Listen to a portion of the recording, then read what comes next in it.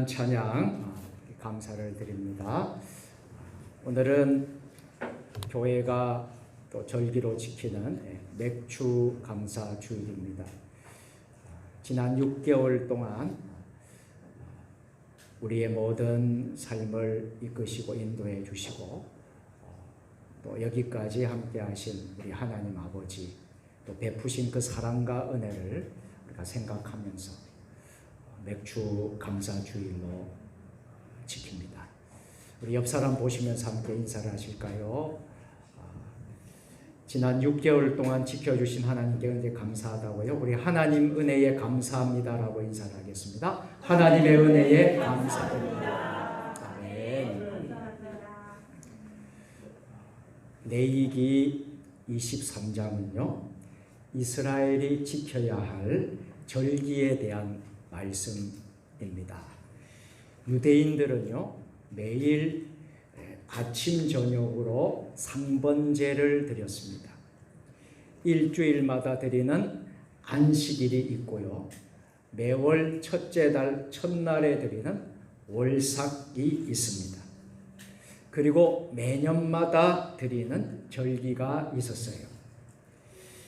오늘 우리가 함께 읽어본 본문 말씀은 매년마다 지켜야 할 절기 중에서 무슨 내용이죠? 맥추절에 관한 말씀입니다. 너희가 가나안 땅에 들어가서는 맥추절을 꼭 지켜야 한다는 말씀입니다. 지금 이스라엘은요, 애굽에서 나온 지 불과 1년도 채 되지 않는 상황이었습니다. 앞으로 되어질 한 40년간 있어야, 광야를 거쳐야 가나안 땅에 들어갈 것입니다. 물론 또 그렇게 그때는 생각하지 않았겠지만 결국은 이렇게 되고 말았습니다. 그런데 하나님은 40년이 지난 후에 가나안 땅에 들어가서 이스라엘 백성들이 해야 할 일을 미리 말씀하고 계십니다. 그러기에 오늘 이 본문 말씀은 하나님의 백성이 미래에 대한 하나님의 약속이라 할까요? 확고한 미래의 보장이라고 할 수 있겠습니다. 이런 말씀이죠. 어떠한 일이 있을지라도 너희는 가나안 땅까지 내가 너를 인도할 것이다. 그 말씀 그대로 어떻게 되었죠? 이스라엘은 가나안 땅에 들어가게 되었습니다. 가나안 땅에 들어가서 가나안 7족속을 다 물리치고 그 땅에서 정착하게 되었습니다.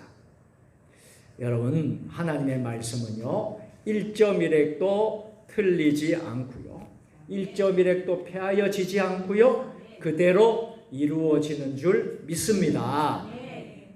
가나안 땅에 이제 들어갔어요.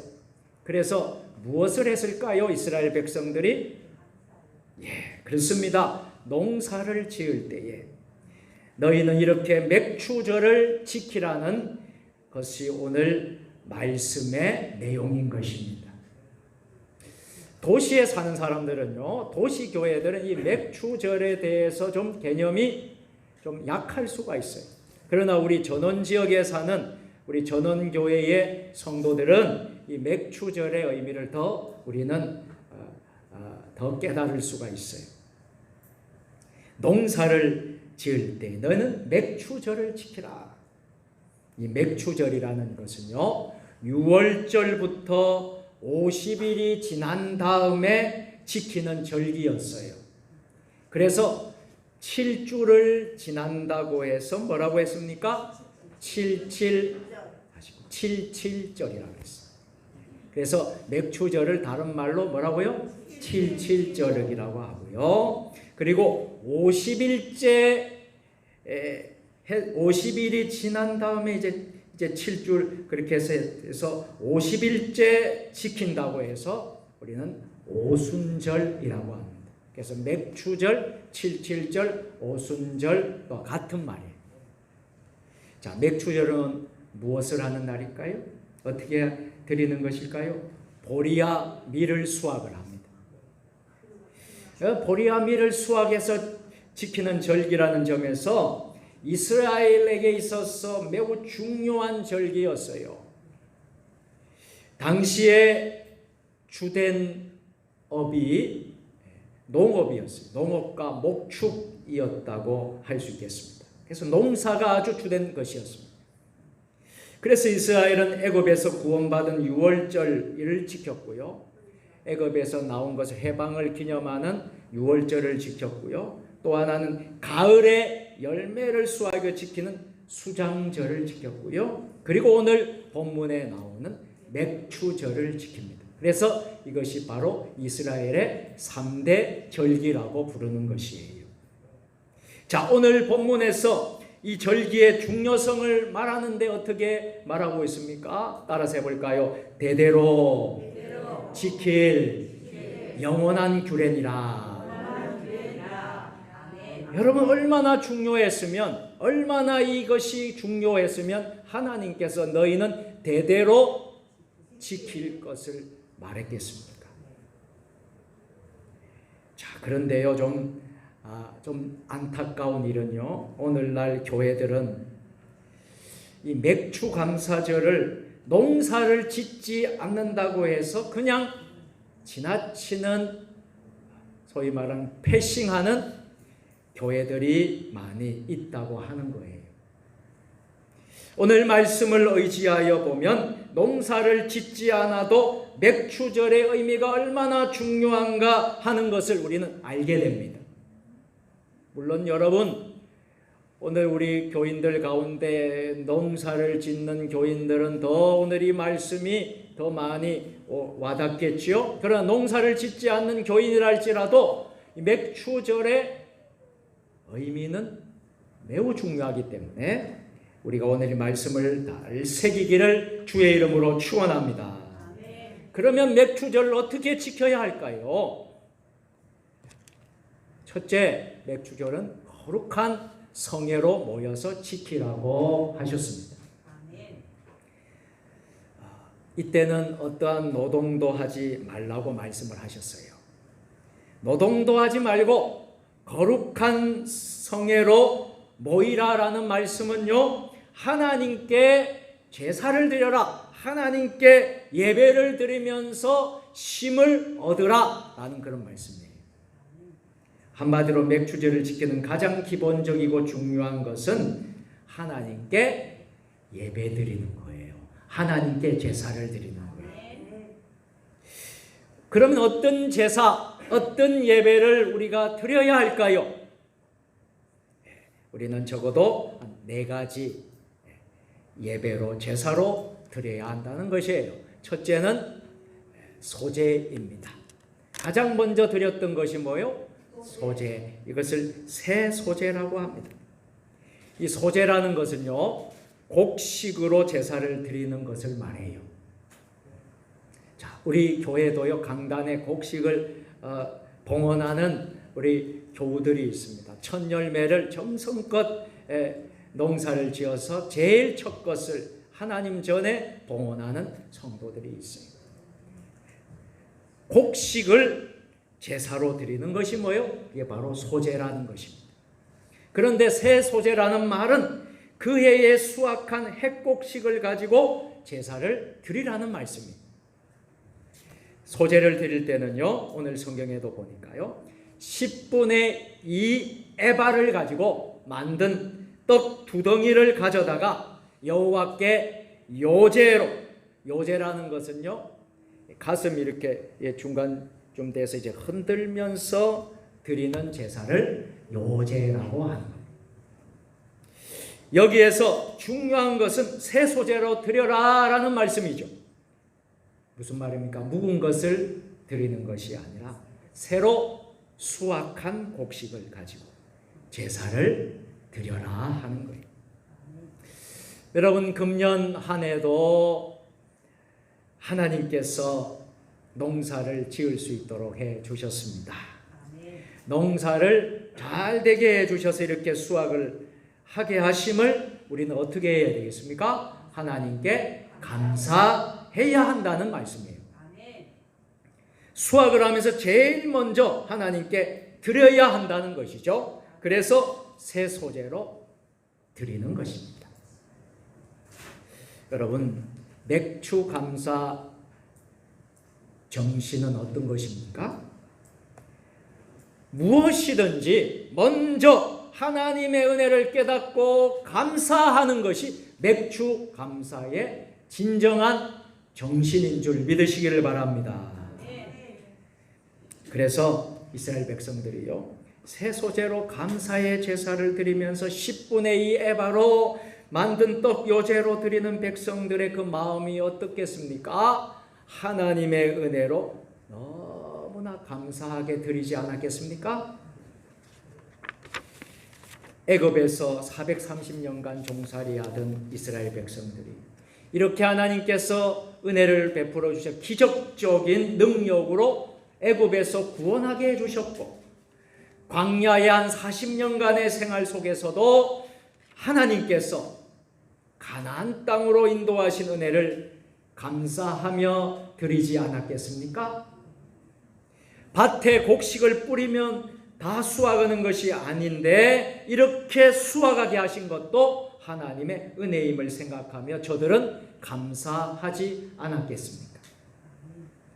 사랑하는 성도 여러분, 오늘 맥주 감사 주일을 지키면서 우리는 지나온 세월 동안 지키시고 인도하신 하나님의 은혜를 다시 한번 깨닫고 감사할 수 있게 되기를 바랍니다. 아멘. 여러분, 감사하면 떠오르는 찬양들이 있지 않습니까? 은혜라는 찬양이에요. 은혜. 이 찬양의 주제는 모든 것이 은혜라는 것입니다. 한마디 더 붙이면 절대 당연한 것이 아니라 절대 은혜라는 것입니다. 우리는 때로는 내가 이렇게 살아가는 것이 당연한 것 같이 생각하며 감사하지 못할 때가 있습니다.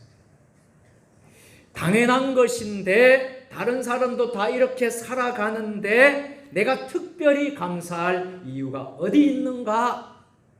그러나 우리가 살아가는 것은 절대 당연한 것이 아닙니다. 따라서 해볼까요? 하나님의 은혜입니다. 하나님의 은혜입니다. 아멘. 아멘. 어떤 할아버지와 손자가 이런저런 대화를 나눕니다. 야외에 손자와 함께 손을 꼭 잡고 이제 가서 놀아주면서 맛있는 것도 먹고 즐겁게 시간을 보냈습니다. 할아버지는 손자와 있는 게 너무 좋았습니다. 손자에게 무엇이든지 다 해주고 싶었습니다. 그러자 손자가 할아버지에게 이렇게 이야기를 시작합니다. 할아버지, 그래, 오늘 참 재밌었어요. 그래, 나도 너와 참 즐거웠단다. 할아버지, 그래, 할아버지가 빨리 안 돌아가셨으면 좋겠어요.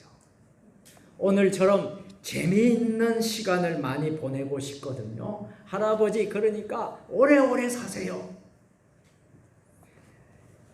할아버지는 이 손자의 이 말을 듣고 얼마나 기뻐했는지 몰라요. 손자의 이 말 한마디면 충분했던 것입니다. 그래서 손자를 위해 모든 것을 다 주고 싶은 마음이 더 커졌을 것만 같습니다. 이처럼 우리가 살면서 사랑한다, 감사한다 말은 들어도 또 들어도 좋은 말입니다. 우리 옆 사람 보면서 한번 인사합시다. 사랑합니다. 사랑합니다. 감사합니다. 축복합니다. 아멘. 우리가 하나님께 사랑하고 그 사랑한다는 고백을 하고 감사한다고 하나님께 이야기만 하면 하나님은 너무도 즐거워하시고 모든 것을 우리에게 선물로 주고 싶어 하지 않으시겠습니까? 하나님의 은혜를 깨닫고 감사하는 2023년 맥주 감사절이 될 수 있기를 축복합니다. 자, 이스라엘 백성들은요, 두 번째 드린 제사가 번제였습니다. 번제는요, 제물을 불로 태워서 드리는 제사를 말합니다. 그 해에 난 어린 양 7마리와 어린 수소 1마리와 순양 2마리를 번제로 드리는데요. 거기에 소제로 드렸던 떡과 전제 제물과 함께 드렸던 것입니다. 제물을 드려서 태워 드리는 번제의 의미는 헌신이 담겨 있습니다. 여호와께서 아브라함에게 100세에 얻은 이삭을 바치라, 번제로 드려라 하지 않았습니까? 자, 이 말은 아브라함에게 있어서 아들 이삭보다 하나님이 더 소중하고 더 귀하고 하나님께 모든 것을 바칠 수 있다는 헌신을 요구한 것입니다. 아브라함의 헌신을 보신 거예요. 정말 하나님이 사람의 제물을 받으시기 위해서 하신 말씀이 아닙니다. 아브라함은 어떻게 했어요? 아들 이삭을 번제로 드렸어요. 번제단에 이삭을 묶어서 꽁꽁 묶어 놓고 칼을 들어서 죽이려고 했다는 것은 실제로 그렇게 드렸다는 말과 같습니다. 아브라함이 같은 일을 통하여 내게는 하나님이 가장 소중하고 하나님께 모든 것을 바칠 수 있다는 신앙을 고백한 것입니다. 그때 하나님이 아브라함의 헌신을 보시고 하나님에게 하나님 준비한 것을 통하여서 큰 은혜를 주신 줄로 믿습니다. 자, 그렇다면 맥추절에 왜 번제를 하나님께서 드리라고 했을까요? 맥추절에 번제를 드리는 말은 하나님의 은혜와 사랑이 연결이 되는 것입니다. 이렇게 우리를 사랑하신 하나님의 사랑을 생각하며 우리는 주님께 온전히 헌신하겠습니다. 이제는 주님만을 사랑하고 주님 한 분으로 만족하는 삶을 살겠습니다. 이 신앙 고백이 맥추절에 드리는 번제에 있다는 것.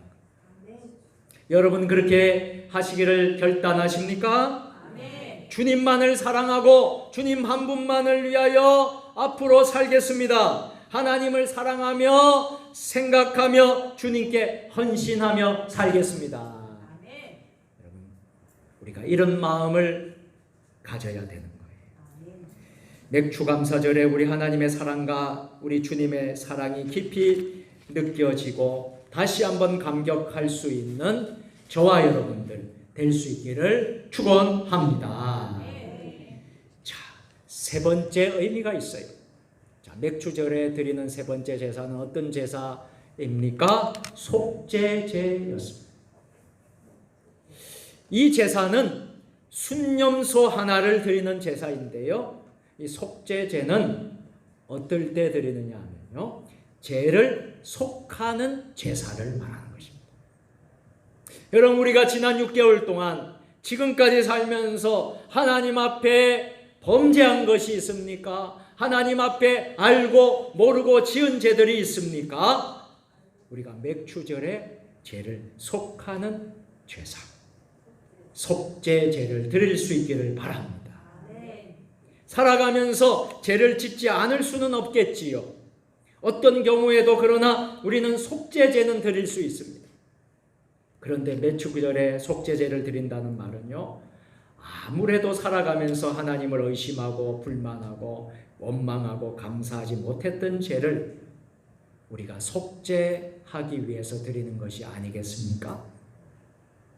이렇게 많은 수확을 해서 맥추감사를 드리게 되는 것을 확신하지 못하고 원망하고 불평하고 불안해했던 잘못을 하나님께 용서받기 위해서 드리는 것이 아니겠습니까? 우리가 지난 반년을 살아오면서 우리 속에도 이런 모습이 아마도 많이 있었으리라고 생각합니다. 때로는 우리가 미래에 대한, 내일에 대한 불안감이 너무 많아요. 아마도 여러분 오늘 예배를 드리는 여러분 가운데 내일에 대한, 미래에 대한 불안감이 많이 있을 겁니다. 그것 때문에 원망하고 불평할 때가 있었을 것입니다. 하나님의 인도하심에 대한 믿음과 확신을 가지지 못하고 인간적인 생각을 할 때도 많이 있었을 것입니다. 그러나 지나고 보니 이 모든 것이 잘못된 것이었고 우리의 불신앙이었음을 깨닫게 됩니다. 하나님은 우리를 가장 선하고 복된 길로 인도하셨습니다. 하나님은 그럼에도 불구하고 오늘 이 자리에 우리를 인도해 주셨어요. 지난 반개월 동안 하나님이 우리와 함께 해 주셨고 오늘 이 자리에 우리를 인도해 주신 것입니다. 오늘 맥주 감사절 예배를 통하여 저와 여러분의 불신앙과 믿음 없음을 회개하시고 우리는 맥주절의 속죄제를 드릴 수 있는 저와 여러분들 되기를 주의 이름으로 축원합니다. 자, 그리고 맥주절에 드리는 제사, 네 번째 제사가 바로 화목제입니다. 여러분, 화목제는 어떤 제사일까요? 하나님과 화목하라는 거예요. 인간과 화목하라는 거예요. 하나님과 여러분 화목하십니까? 우리 인간과도 화목하는 의미로 드리는 제사를 말해요. 우리가 지난 6개월 동안 하나님과 불편했고 하나님과 소통이 안 되고 교통이 안 되고 하나님과 멀어졌던 것이 있다면 우리가 이 화목제로 회복되기를 주의 이름으로 축원합니다. 우리 인간과 성도 간에 불편했던 그런 일들이 있었습니까? 여러분이 세상 가운데 살면서 많은 사람들과의 여러분 어려웠던 그런 일들이 있었습니까? 그런 모든 것을 회복하는 의미로 화목 제사를 드릴 수 있게 되기를 바랍니다. 이 제물은 화제로 하나님께 드릴 뿐만 아니라 제물을 남겨 제사장에게 돌리게 되어 있었습니다. 제사장은요, 백성들이 드리는 제물로 생활하게 되어 있었습니다. 그런데 당시 제사장의 삶이 부유했겠습니까? 가난했겠습니까? 경우에 따라 다르겠습니다만 어느 경우는 제사장들이 성전에서 일을 하지 않고 농사를 짓기 위해 성전을 떠나버리는 경우도 있었다고 합니다.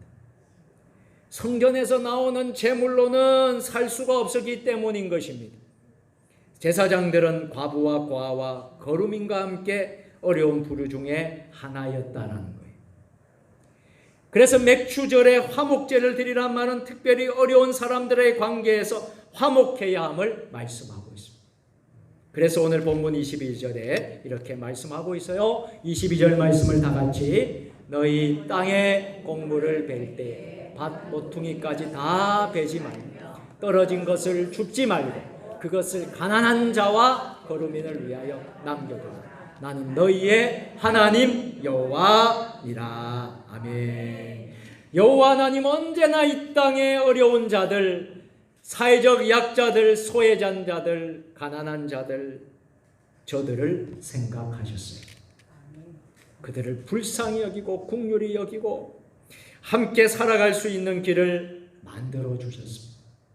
지금도 이스라엘에 가면 상점 한 모퉁이에 어려운 사람들이 공짜로 가져갈 수 있는 코너를 만들어 놨다고 합니다. 제가 우리나라에도 그런 곳이 있는가 봤더니 어떤 곳에서 그렇게 한대요. 그 앞에다가 누구든지 필요한 만큼 가져갈 수 있도록. 그래서 어떤 교회에서는요, 이런 코너를 만들어 가지고요, 거기다가 곡식도 놔두고 살도 놔두고 먹을 우리 생활 필수품들 이런 것들을 이렇게 두고 누구든지 필요한 만큼 가져가라. 특별히 어려운 사람, 가난한 사람들이 그것을 가져갈 수 있도록. 참 그것을 보고 참 많이 감동이 되었습니다. 여러분, 일반 사람들은요, 그것에 손을 대지 않는다고 해요. 어려운 사람들이 가서 생활하도록 하기 위해서예요. 맥추절에 화목제를 드리라는 말씀은 어려운 자들을 생각하라는 하나님의 사랑의 권면의 말씀인 줄 믿으시기를 바랍니다.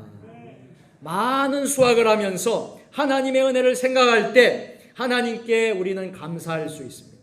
그러나 이런 경우 자칫 다른 사람을 잊어버릴 수가 있는 거예요. 내가 이렇게 풍성하니까 다른 사람도 풍성할 거야 하는 착각을 할 수가 있다. 그러나 이 땅에서 내가 풍성하여 기쁨으로 가득 찰 때 그 모습을 보면서 낙심하고 절망하는 사람도 있다라는 사실이에요. 여러분, 우리가 잘 산다고 모두가 잘 사는 것은 아니지 않습니까? 그러기에 우리는 풍성할 때 가난한 자들을 더 생각해야 합니다. 내가 넉넉할 때 없는 사람들을 생각할 수 있어야 합니다. 우리나라가 이렇게 풍성하게 잘 산다고 세상 사람들이 다 잘 사는 것 아니지 않습니까? 여러분, 저는 그 서울에 가끔 노예 회의가 있다든지 또 특별한 또 모임이 있다든지 그러면 제 기차를 타고 서울에 종종 가게 됩니다. 가면 서울역에 이제 내리게 되면요, 참 얼마나 참 어려운 사람들이 많은지 늘 갈 때마다 참 이렇게 힘들게 사는 사람이 많구나 하는 것을 봐요. 다 우리나라가 잘 산다고 다 잘 사는 게 아니라는 거예요. 너무나 어렵게 힘들게 사는 사람들이 많다는 거죠. 자, 우리가 맥추절에 하나님의 은혜와 사랑을 생각한다면 그들에게 관심을 가지고 이 땅의 어려운 자들을 생각하면서 함께 나눌 수 있는 교회가 되고 나눌 수 있는 우리 성도들이 되었으면 좋겠습니다. 사랑하는 세종주님에게 성도 여러분, 금년도 맥추 감사절에 우리는 어떤 제사로, 어떤 예배로 하나님께 드리시겠습니까? 거룩한 성회로 모여서 지키라고 하신 말씀. 새 소제로, 번제로, 속죄제로, 화목제로 우리 하나님께 드리는 저와 여러분들 다 될 수 있기를 주의 이름으로 축원합니다. 전능하신 하나님 아버지, 2023년 맥추절을 지키면서 우리가 하나님 아버지께 어떻게 맥추절을 지킬 것인가라는 말씀을 상고하였습니다. 거룩한 성회로 모여서 지키며 새 소제로, 번제로, 속죄제로, 화목제로 정성껏 하나님께 드리는 우리 모두가 되게 하여 주시옵소서. 받은 은혜, 받은 사랑을 어렵고 힘든 사회적 약자들, 소외된 자들, 가난한 자들, 불쌍한 자들에게 나누며 베풀며 사는 우리 교회와 성도들이 될 수 있도록 복을 내려 주옵소서. 예수님의 이름으로 축복하며 감사하며 기도드리옵나이다. 아멘.